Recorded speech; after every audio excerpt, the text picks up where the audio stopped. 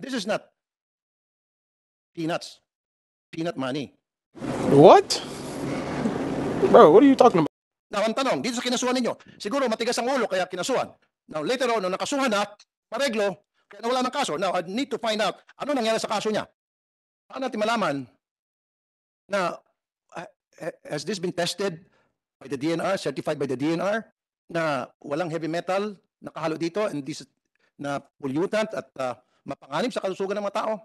In terms of dun sa composition po ng fuel marking, na-involve po kami sa DNR, chinek po namin yung composition kung meron mga heavy metals na regulated namin. Wala naman po. Wala naman. Can I get a certificate of that? Need a copy of that certificate na kiniklear nyo na walang heavy metal, na hindi pollutant yun, na hindi banta sa kalusugan ng mga tao. I need that certificate kasi pangit yun, laway lang eh. Sige po. Dapat everything should be in writing. We're talking about 1 billion pesos a month. I mean a year contract. This is not peanuts, peanut money.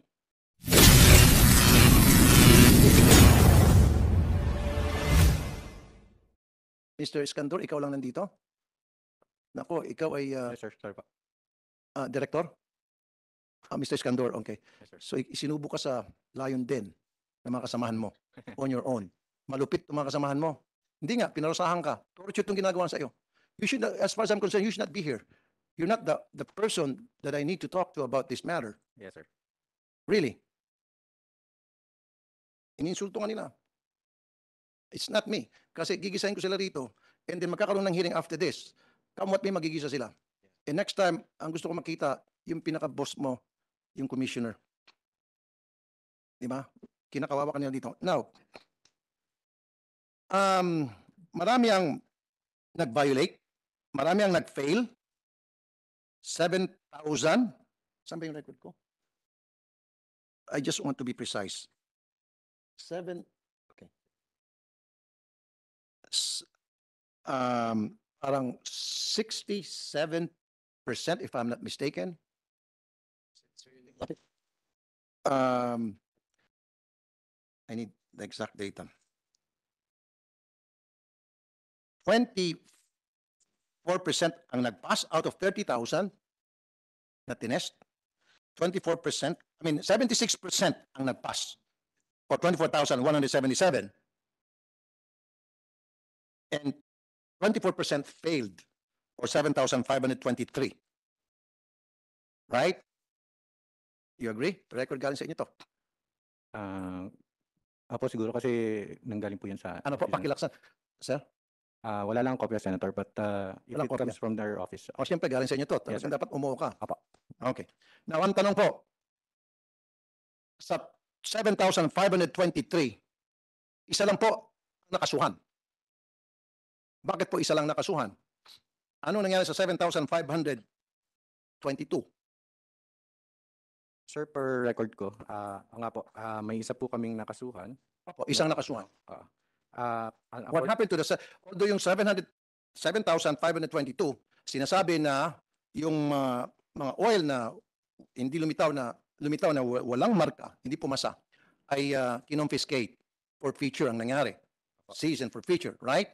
Pero hindi dapat yan. After na for feature, dapat may kaakibat na kaso. Yan yung SOP, di ba? So ngayon, ang kinasuhan nyo, isa lang. Pinurpit nyo sa 7,523, pinurpit nyo lahat yung mga langis. Sabihin na natin, kahit na wala pa muna akong record niyan in front of me, pinurpit nyo yung mga langis nila. Pero isa lang ang kinasuhan nyo doon. Bakit? Senator, let me lang po. Ang nandito po na data ko for seizure and apprehension. Ano po? Seizure and apprehension po. Okay, seizure and apprehension. Apo. Meron po kaming 24 retail stations that were... Hindi, kasi ang binigyan yung record sa akin, isa lang ang inyong kinasuhan. Pinangalanan yung kinasuhan ninyo. Apo. Okay, so bakit isa lang ang nilagay nyo binigay nyo sa akin na record? Anong nangyari doon sa iba pa? Yun nga po, sa seizure and apprehension namin, we have 24 retail station and 7 You have retail what? station. 24 retail stations Ano po po? ang... 24 po. Retail stations po ang... 24? Retail stations po ang nanuhan ng... 24 gasoline stations? Apo. Retail stations po. Apo. 24, okay. Bakit wala sa lista yung 24? 7 na non-retail stations po. Tapos, yun nga po, yung sinabi niyo po na isang nakasuha. Sandali lang, Mr. Iskandor. Yes, sir. Pwede ba pakialis mo yung face mask mo? Hindi kita naintindihan. Parang kinakain mo yung sinasabi mo. Sorry. Sige po. Okay, good. Better. Yes, sir. Kasi dito, sinabi mo dito, case filed on March 17, 2022. One case was filed with the DOJ against Luzon Petroleum Integrated Service Stations Incorporated. with docket number blah blah blah blah blah. Hindi na nasundan. Wala dito na sinabi na meron pa kayong mga kinasuhan at pending, etc. etc.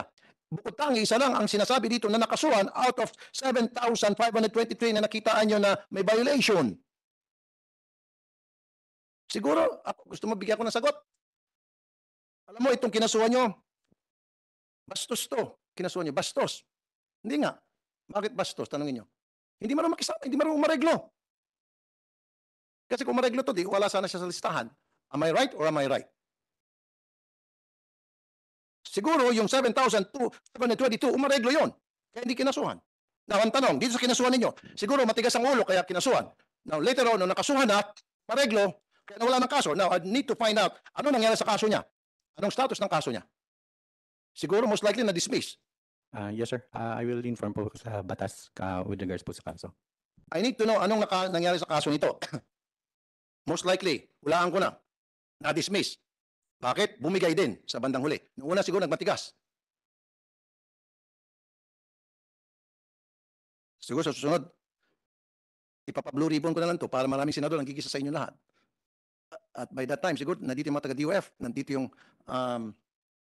boss mo. Sa homogeneity. Kaso hindi ikaw dapat yung yung SGS Paano natin malaman na has this been tested by the DNR, certified by the DNR, na walang heavy metal nakahalo dito and this na pollutant at mapanganib sa kalusugan ng mga tao? Meron ba taga-DNR dito? DNR. So, Good morning. good morning po, Mr. Engineer Ronaldo Tamani. Thank you for coming, sir. Yes po.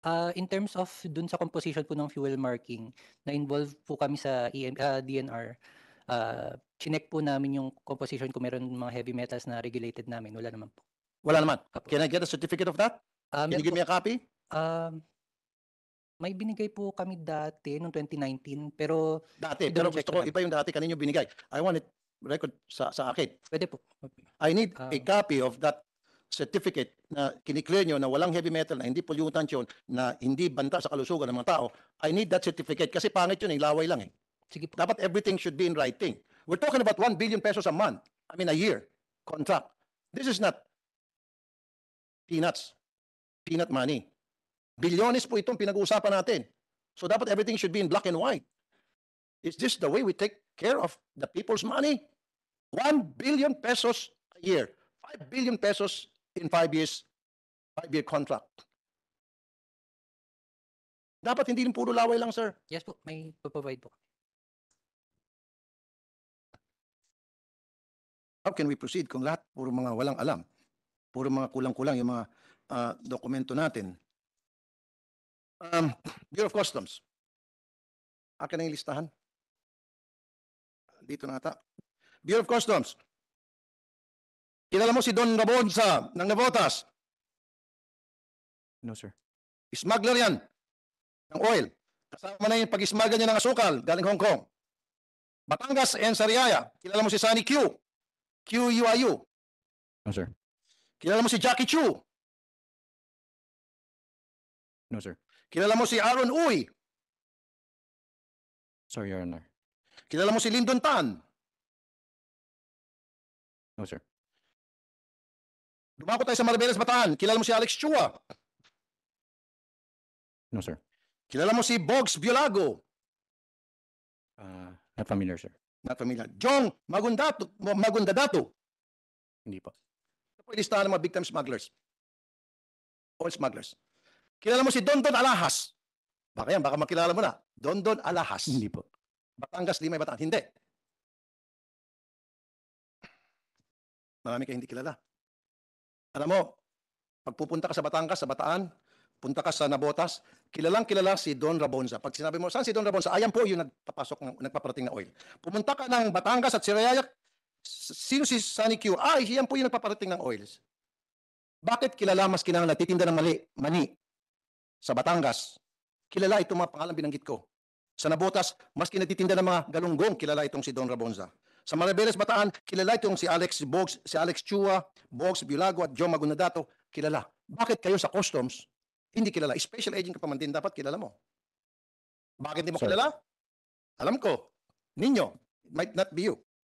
Kasi, yung mata, tenga, bibig, sabi nga nila, baka nakapaskin na yung Tito Vic and Joey. Alam niyo yung Tito Vic and Joey? Tatlong muka. Sumasangayon si Mr. Pedro Lite. Nakakalungkot po na yung ating mga otoridad, hindi nila alam yung kanilang trabaho, hindi nila ginagawa yung kanilang tungkulin. This is supposed to be your job, to go after oil smugglers, to identify who are these people. Ang kaso, ang kaya niyang identify, itong napakaliit na gas station. Dito yung nagkakaproblema tulad yung nangyari sa Sibuyas Yung maliliit ang nakakasuhan, yung malalaki, yung mga ting, pinakakawalan. Yung mga dilis, yun yung pinipirito. Bakit? Alam niyo naman siguro ang sagot. Bakit yung mga pating, pinakakawalan? Alam mo ba modus operandi ng paihigang ngayon, sir? Alam mo? No, sir. Ako na tuloy ang tagaturo sa rito. Dapat ako meron akong intel, ano ba tawag ito? Apology, sir. Pag-asset ako, yung may FIA dapat ako bilang asset mo. But anyway, joke lang yan. Hindi ko kailangan yan. Ako itutulong sa inyo ng libre para magampanan nyo na maayos yung trabaho. Maraming salamat po. Anong nangyari? Yung barge, dadaong 15 miles away from our shoreline, which is an international territory. Gets? Ngayon, yung Coast Guard, may taga-Coast Guard ba rito? Wala. Magbubulag-bulagan na dapat magbantay. And then doon, ikakarga yung oil. Okay?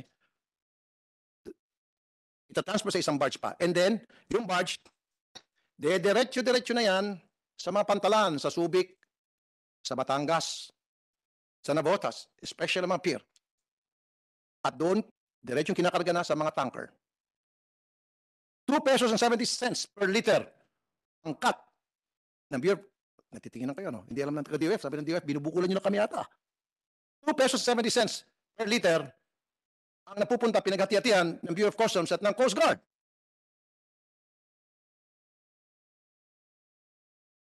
Kaya kung pupunta po kayo sa Bataan and then sa Batangas, lalo dyan sa baybandang Santa Clara, Batangas, mura po yung mga gasolina. Mura. May old depot dyan Santa Clara. Hindi minamarker. Why? Nagbayad ng 2 pesos 70 cents Bakit mura mga gasolina sa Batangas, Bataan? Sapagkat dyan po yung talamak. Bagsakan ng paihi.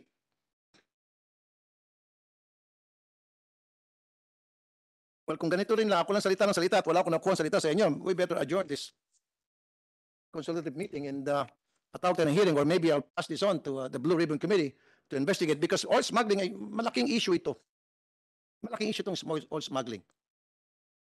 And I, bilang committee chair ng energy, hindi ako papayag. This has to stop. Dapat, ang mga kinukulan, huwag magbulag-bulagan dito. Bureau of Customs.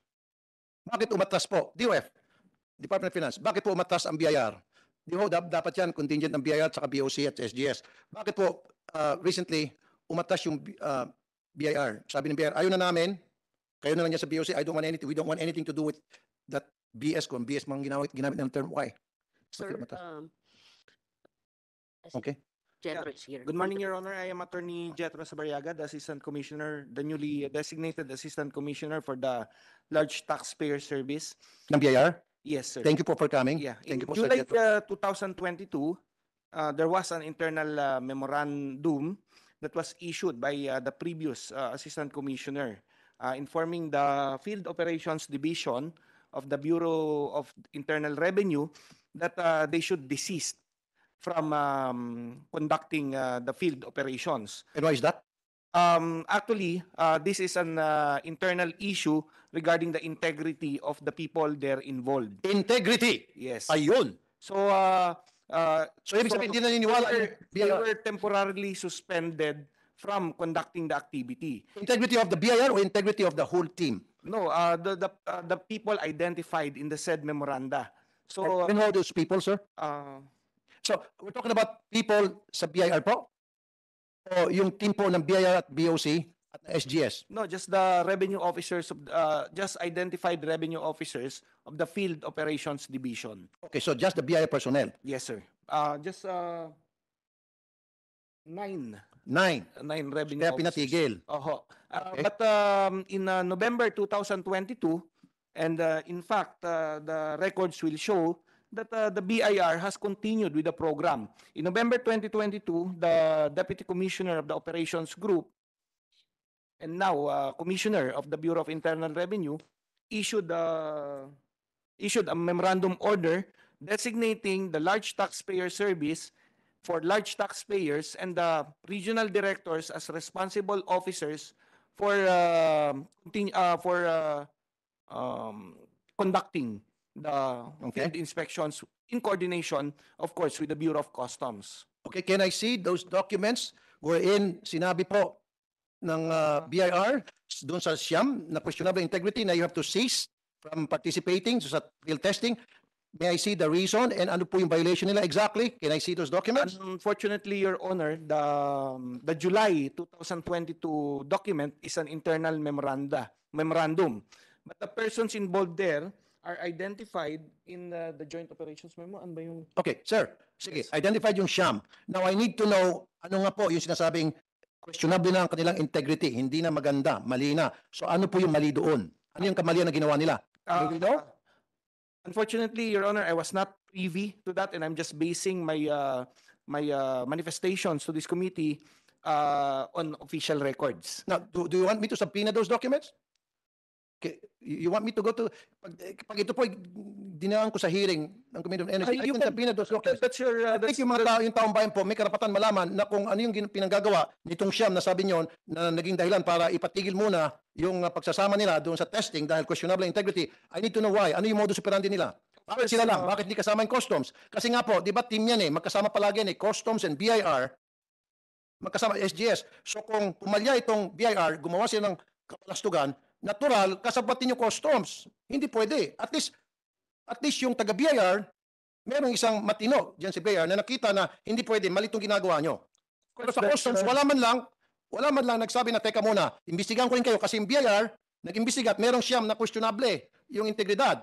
So kayo din dyan sa customs, imbestigahan namin. Walang nag-imbestiga sa customs, buti pa sa BIR. So hindi naman pwedeng gumawa ng kalokohan, sir, ang mga taga-BIR, kung hindi po sumasang-ayon, kinukondon, kasabwat ang BOC. Kasi magkasama yun team yan pag nag-inspection Hindi pwede itong isa lang ang gagawa ng kalokohan na hindi alam ng isa. Gagawa ng kalokohan yung kaliwa, dapat alam din ng kanan. So in this case, bakit walang, Can I answer that, Your Honor? go ahead po please. Or manifest something? Go ahead po, Mr. Of Judge. course, if you go through the procedure by which the Bureau of Customs and the BIR are conducting these operations, you will see that there are certain areas in that manifestation wherein breaches of confidentiality or other violations can be done, Okay. or wherein other people who are part of the team can go ahead and do something that will frustrate the objectives of the operation, primarily the confidentiality and the surprise nature of that operation. So as far as my Marites, Marites coming to me goes, because I was not part of that meeting with the commissioner and the previous assistant commissioner, and I have no official documents or records to show what transpired during that meeting, except the fact that the assistant commissioner then suspended the activities of these 8 people. 9, you said 9. Nine people. The Marites that I gathered, or the sumbong that I gathered, is that there were breaches of confidentiality leading to the frustration of an operation. So, which in fairness to the Bureau of Customs, they might not have been aware because these are just particular to these 9 people. You know, Mr. Jetro Sabariaga, thank you for your explanation, pero I find it pathetic na hanggang Marites na lang tayo. Dapat lahat na sinasabi natin dito supported by documents. Yeah, actually, Your Honor, Sandali lang, sir. Nasabi nyo kanina, tama na nga yun. It was a move towards the right direction. Yung ginawa po ng inyong mga kasamahan dyan si BIR na sinuspindi po muna yung sa field testing, pagsama ng mga taga-BIR ng personnel ninyo dahil questionable na po integrity. Now, sabi nyo, magkakaiba kasi yung sistema o yung standard na ino-observe ng inyong kawani versus kawani ng Bureau of Customs and how they present themselves when they're out there doing their jobs, right? Hindi, parang something to that effect. You didn't say that exactly, pero yun ang pagkabasa ko. Now, confidentiality. Di ho ba dapat nagja-jive yung mga information ninyo versus information ng BOC dahil pareho lang naman ginagawa nila, pareho lang naman sa field, isang team na naman sila. So meaning kung nagkamali itong sa BIR, kung may mali itong BIR, may mali din dapat sa customs. Hindi naman pwede, sabi ko kanina, yung kaliwa lang may mali, yung kanan hindi. Hindi pwede dahil parehong umaandar sila, magkasama sila. Side by side yan sila. Buti kasi kayo sa BIR, nakita nyo kamalian. Wala sa customs, nagbubulag-bulagan sila. And I commend those, your superiors sa BIR na nung masilip na merong kalokohan, pinasinuspend muna, nag-imbestiga muna, and then naglagay ng bago. Na this time, okay na yung mga taon inilagay, right? And I commend the BIR for that. Pero di sa customs, ang kakapal na mukha. Tuloy-tuloy lang. Kalokohan pa more. Basta tuloy-tuloy lang yung 2 pesos and 70 cents per liter. I don't have any problem with the BIR, sir. In fact, natutuwa po ako nung sinabi niyo yung Siam, sinuspindi mo na operation dahil meron Siam na base sa investigasyon ninyo siguro, found out na hindi gumagawa ng tama. Actually, we are as the newly assumed as assistant commissioner, I am commencing that investigation on the 9 employees. Okay. Pursuant to that. Did you talk to the 9 employees, sir? Not yet, sir. Of course, my first job as assistant commissioner when I come Can in. you talk to them? And then, can you talk to them, investigate them, Definitely, ask- sir. Definitely. ask questions? As a result of this investigation. Exactly. Tanungin mo, ano bang nangyari?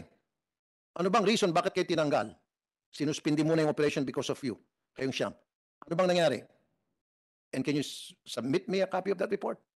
Okay, sir. We will. Result? Yeah. Okay, thank you very much. Now, ay pa sa anong katanungan, kaya lang nakakapagod na ako lang tanong ng tanong ko, sagot ko. Man, oh man. Gustong-gusto ng Bureau of Customs na i-continue, renew ang contract ng SGS. Di ba dapat nasa IRR, transfer of technology, pagdating ng expiration ng contract sa 2024? Am I right or am I right? Ngayon, sabi ng Bureau of Customs, hindi, wag muna. Transfer of technology. Tama, sir?